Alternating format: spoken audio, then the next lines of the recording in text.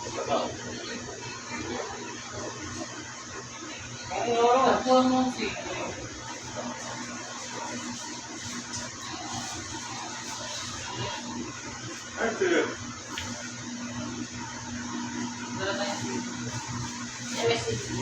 Sa TikTok ko ako nag-start.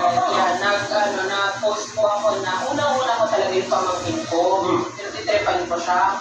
Tapos, yung pangalawa na nag-boom na din po is yung, pwede ko masabihin, sa apple pie sa Emilia. Okay. Parang ginala ko kasi na maaga, huwag sila kumain. Bago lahat, sino yung magawa dito? Pasensya na ako sobrang nag-ibig. Yung mga yung lang ang dala. Dahil di na kaya. Dahil sa beses niya tayo. Okay naman po, medyo tagal na yung dalawang ibig ko. Pero, Kami ko ba? Wala ka hindi ka pala sa ayos. Pero sa natin. Kaya pa siya, di ba? Hindi. Yan talaga na sa karot yung sa inyo. Sa crime. Ano ba? Kailangan siguro yung Ito. O ito ba? Basta parang sa rin. Bata ka. hindi po pinanganak ko talaga ako mataba na. Mataba ka na. Ano ba yung bill mo? Sakay ka pa. 300 din. Sige, man. Nagsaroon din ang hospital. Actually, 1 month pa lang ako ngayon. Pero magaling mo nagtupon ka pa. Totoo ba yun yung tuloy ng lahat ng anak sa buong mundo nung pinangapakan biyak wala dito sa Hindi inulong na nga po eh. Parang dahil na yung mama ko. ever since healthy ka talaga. Opo, mataba talaga. Pero nagkaroon naman po ng peso ah. Nagkaroon ng peso mapayat ako. Mga 7 years old siguro. Okay. So kailan na rin nag-start yung medyo natakaw ng laman si Uni? Siguro mga 7.5 years old. 6 na po lang pinapinay. Okay, 7 years old ka. Medyo pahit ka pa nun.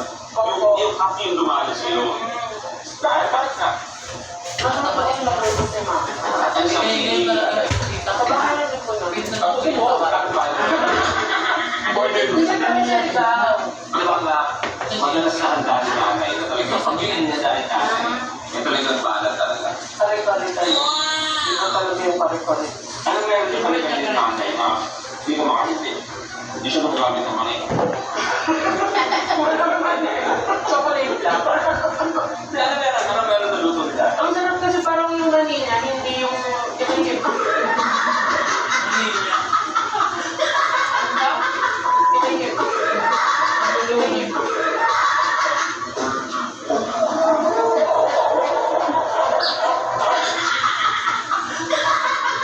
Kami na suka sa kao. Kuya! Ang sasabihin ko pa naman yung mani ni mama, purong sa... Wala akong bata. Ang dahil natin na handa. Ano lang nangyari sa'yo? Sorry na. Purong mani kasi yung gamit, hindi yung peanut butter na nasa jar, walang gano'n. Kasi di ba yung iba yung gamit? Ano ito? Parang pagkaroon mo mong baka. Dahil, ito na mas yun, hindi ako masigil pa. Pero, ito sa akin na ito, ha? Nagbukbang kami natin. Dami kinain. Dami ng project, commercial. Pero kami niisip mo na rin dito.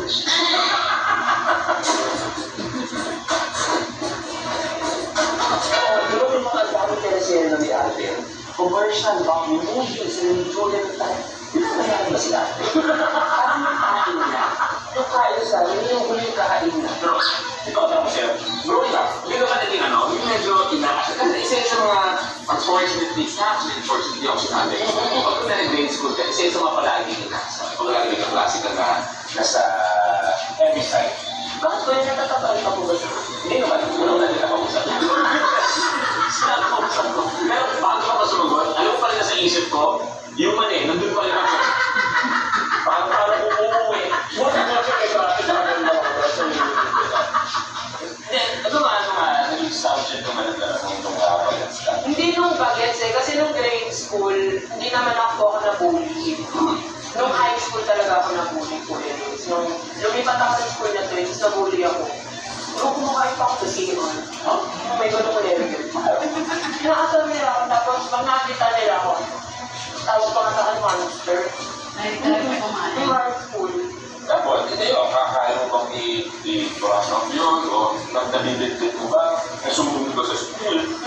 Sinumbong ko na lang kay mama, parang nakahalata na siya na ilang araw na ako hindi pumapasok. Kasi galit na sabi, ba't ka pumapasok ko nila? Hanggang sa nag-breakdown na ako. Wow. Ang gamit ko din, may breakdown din ako. Kasi kanina na tayo na sa breakdown. Paano hindi ko pwede breakdown mo? Nakipasok ko. Nag-breakdown ako na sabi, naman ko. Wala kang alam ba ng haramdaman ko, hindi mo alam araw-araw. Pero sabi ni nanay, Yes, sir. sino lang ba na-injure na sa atin? Yes po. Pero nung pinanganak niya nung kami, doon na siya tumaba. Dati naman po kaya siya. Ayun nga, nagalit siya tapos Punta naman niyo? school. Yung school naman, nag-sorry naman po.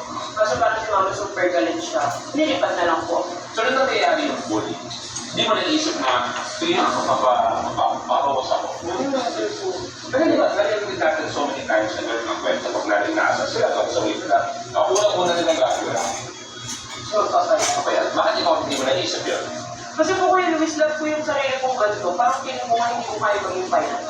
Hindi ko kaya stay yung pagiging pilot. Hindi ko kaya maging confident sa pilot. Wow, okay. At siguro yun yung confidence na nakikita ng lahat sa TikTok mo, di ba? Yes. Nung medyo nakikita mo na, teka, nagkakamilyon na yung views ah. Teka, ang dami ng followers ko. Ano naisip mo? Super saya ko Kuya kasi bata pa lang ako, dream ko talaga ng artista. Wow. Gusto ko talaga, ang dami ko talaga ginawa na sabi ko sa mama ko, mag-voice lesson ako, mag-acting workshop ako. So wala talaga kumukuha sa akin. So, nung huling acting workshop ko, Sabukbang pala siya yung is na Star Magic. Tapos parang sabi ko, baka mapansin ako this time, ganyan, kasi ilang taon na din. Hindi pa din. Tapos ang recital ko kuya, ano mong English time is gifted niya 30. So yun yung rinalo ko, nirecital ko. Kung sa showbiz, yung pinaka gusto mong artista, sige na idol mo kumbaga. Siguro Luis Manzano. Ikaw mo na. Hindi ba dito ah? Kasi nagbibiro lang naman ako, tuto ka naman. Sige din. Sige yung papatid ko yung mga camera. Kuya, ikaw talaga yung nilulukap ko when it comes to comedy. Kasi di ko medyo komedyante din po ako. Kasi sobrang tawang-tawa ako sa'yo. thank you very much.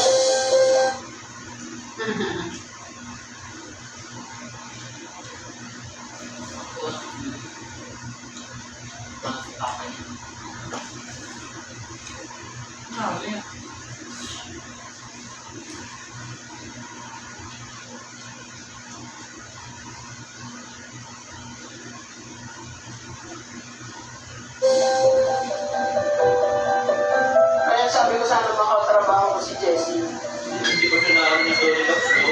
Paano? Ay, wag dito, may bibigyan ko na ba? Bakit ang ganito? May bibigyan ko dito.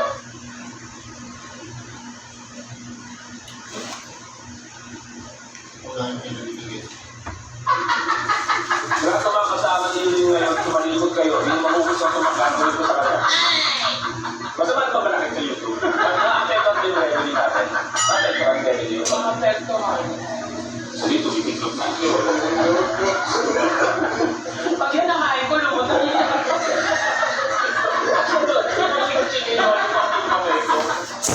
Ito, nung medyo kumikita ka na sa social media, di ba? Ano yung unang-unang mong bumili para sa sarili mo? Dahil sa income mo bilang si Pambansang Yoba. Kasi kuya, noon naman, hindi naman ako maluho sa mga luxury items, ganyan. Ang luxury talaga sa akin, pagkain. So talagang nung unang ano ko, alam ko kumain ako sa mamahaling restaurant. Oo, ano? Kasi hindi masarap. Ayaw ko na lang sabihin. Wala mo sa akin doon.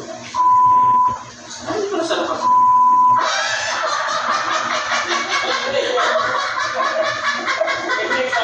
Pero may roastery po yun. Hindi ako nasarap. Hindi ka sarap ako. Ang tigas po ng steak nila. Tapos yung mas nila ang pain. Ang ako mong steak, well done ka ba? Steakhouse. Medium. Tapos hindi siya nagla-lunch din. Kaya yun, no? Kasi medium, Sinasabi niya. talaga. Bakit ano, kaya medyo matigas pa. Kasi baka yung medium yung pagkakagawa.